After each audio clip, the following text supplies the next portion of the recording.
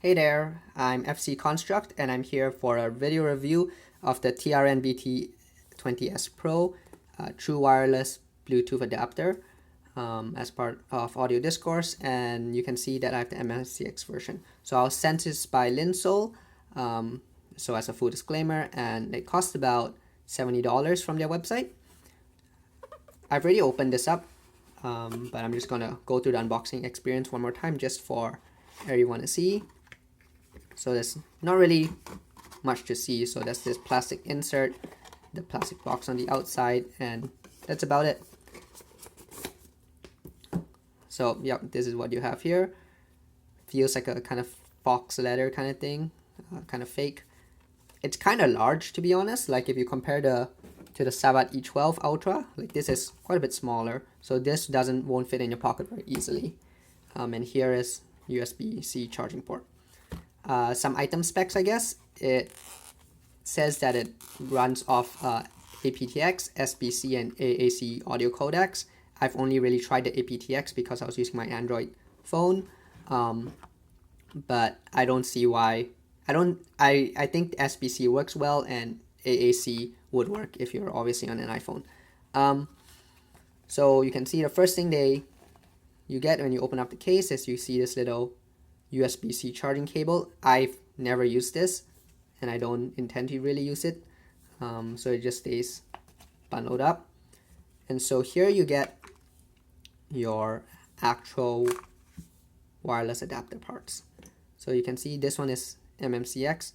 One thing I don't really like about this, well, not really don't like about it, it's a very minor gripe, but I wish this was just a little longer, these ear hooks. I don't have any comfort issues with this, but sometimes I think that if these are a little longer, it may be able to accommodate more in-ears with kind of unusual shapes. So you can see charging contact pins there. Now one nice thing about this is that you can unhook it here. So this portion, you can actually buy like a 2-pin version of this. So this is MMCX, you can buy a 2-pin version of it, I think for around $8 on AliExpress if you just look it up.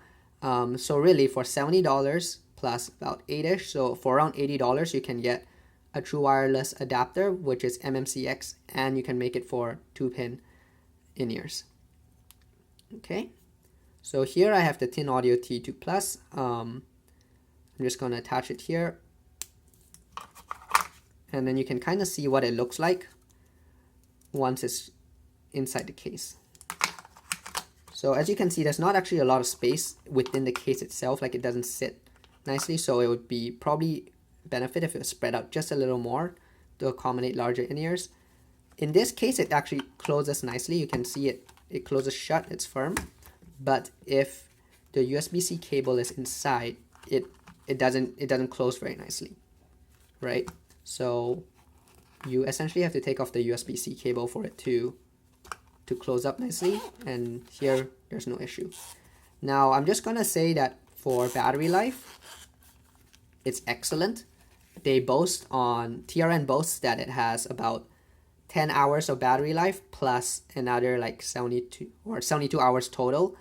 I've tested that these alone out of the case have about 10 hours of battery life, and the case has I only tested up to 4 charges because I didn't feel like really testing further, but I think that, you know, between 10 hours here and the case has 4 charges, you're looking at around 40-50 hours, and within that time I hope you can find yourself an outlet to recharge it. So battery life is no concern for me at all, unless you use it for 10 hours plus a day, which I highly doubt a lot of people do.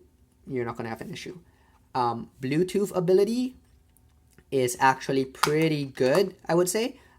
There is hissing, unfortunately, like almost all Bluetooth true wireless solutions I've come across, there is hissing, but it's low level hissing, and it kind of goes away once the song starts playing. Only you really start noticing it in the really quiet sections of the song, so there is a bit of that floor noise. I would not say it's an issue. Latency wise, it's about as good as Bluetooth gets.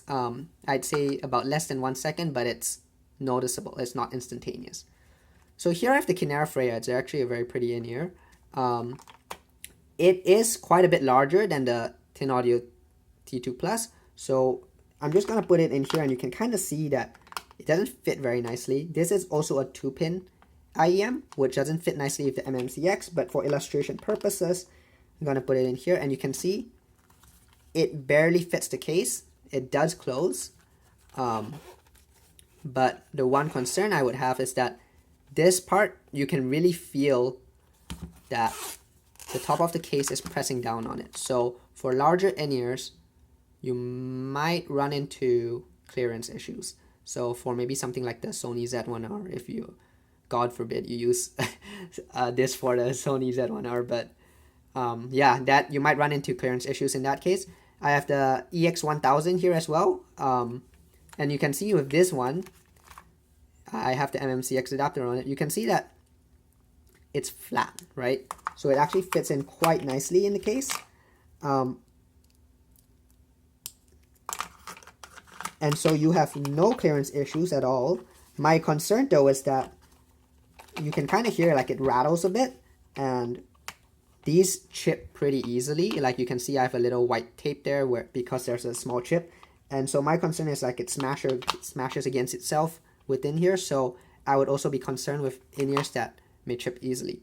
So for kind of with that in mind, like an in-ear like this Moondrop Starfield might not be the best because the Moondrop Starfield is on the larger side and there are reports of it kind of chipping. So yeah, that's kind of it, the TRN BT20S Pro. I would say it's quite a good in-ear like adapter solution. The range is very good.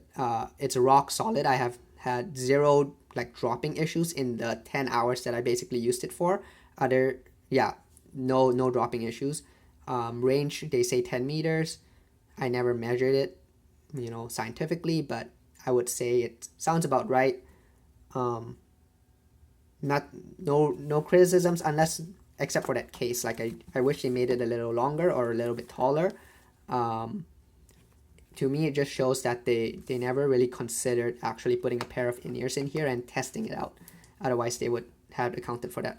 Oh, another thing I guess is this USB port here won't actually fit with every USB cable that you have. So I have a USB cable here that I just bought. And you can see that it doesn't really click in nicely because this part is a bit large. Whereas obviously the one where they give it to you, it'll fit nicely. Kind of like that. Now, you can see that it charges with the two lights. In the center here, you can actually see a charging indicator as well. So if I put in this USB-C cable, you can sort of see it light up. There you go. I guess one thing I dislike about this is that it doesn't tell you how many charges you have left. So for something like the Sabat E12, where you can kind of see there's 4 lights at the back, this one doesn't have that. So you kind of have to guess basically how many charges you have left. But like I said, with 40 hours worth of battery life, you might as well just use it and top it off and not really think about it. Oh yeah, another thing I didn't mention are these buttons here. They click kind of nicely. So for playback, for pause, play, answering calls, canceling calls, that sort of thing. Seems to work without any issue. So yeah, that's basically it. Thanks for watching, I guess. Let me know if you have any questions about it. Overall, I think it's pretty good. It's pretty good. Like your options for true wireless adapters, really, that are maybe at this quality or better, are the Shure True Wireless solution. I think it's called True Wireless Secure Fit Adapter, and that one's MMCX only. And you have the Fostex TM2, and that one's also MMCX only from what I understand. And the Shure version is $180, so you're more than double the price of this. And the Fostex solution is $300. And I'm pulling those numbers off just Google. Probably you might be able to find a sale somewhere here or there, but those are significantly more expensive. And I haven't tried those out, but I wouldn't be too certain of how much better those really are. Oh, just one correction. So the TM2 actually comes with in-ears itself. I think the actual wireless solution is cheaper, but it's nowhere near $80. So yeah, overall pretty good thing. I'm probably gonna buy myself one of these adapters, the 2-pin adapter, because I have a lot of 2-pin IEMs here. Oh yeah, I guess another thing is that if your in-ear is too large to fit the case, you can always just take that part off and just put this in here to charge. And that, it's non-ideal of course, but that's a way around it, I guess. So yeah, that's about everything I wanted to cover in this video. Thanks for watching. Hope to do this again sometime. Bye bye.